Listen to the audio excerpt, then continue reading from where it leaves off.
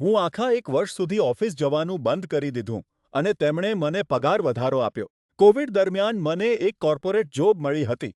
તેમણે મને બીજા રાજ્યમાં રહેવા કહ્યું કારણ કે ઓફિસ જ ભવિષ્ય હતું. એટલે મેં તેમ કર્યું. એક વર્ષ પછી આથી ઓફિસ પરત ફરવાની ઈમેલ આવી. હું ઓફિસ જવા લાગ્યો, પણ એક સમસ્યા હતી. મારી આખી ટીમ હજુ પણ રિમોટ હતી. હું ખરેખર એક વિશાળ ખાલી બિલ્ડિંગમાં એકલો વ્યક્તિ હતો. તે કોઈ ડરામણી ફિલ્મ જેવું લાગતું હતું. પછી ફરજિયાત ઓવરટાઇમ અને અસ્તવ્યસ્ત નાઇટ શિફ્ટ શરૂ થઈ. ઓફિસ આવવા જવાનું મને થકવી નાખતું હતું. મારું સ્વાસ્થ્ય બગડતું જતું હતું. એક વર્ષ સુધી દિવાલો સાથે વાતો કર્યા પછી મેં બસ જવાનું બંધ કરી દીધું. શાંતિ. કોઈને ખબર પણ ન પડી. પૈસા બચાવવા માટે હું સેંકડો માઇલ દૂર મારા વતનમાં પાછો ફર્યો.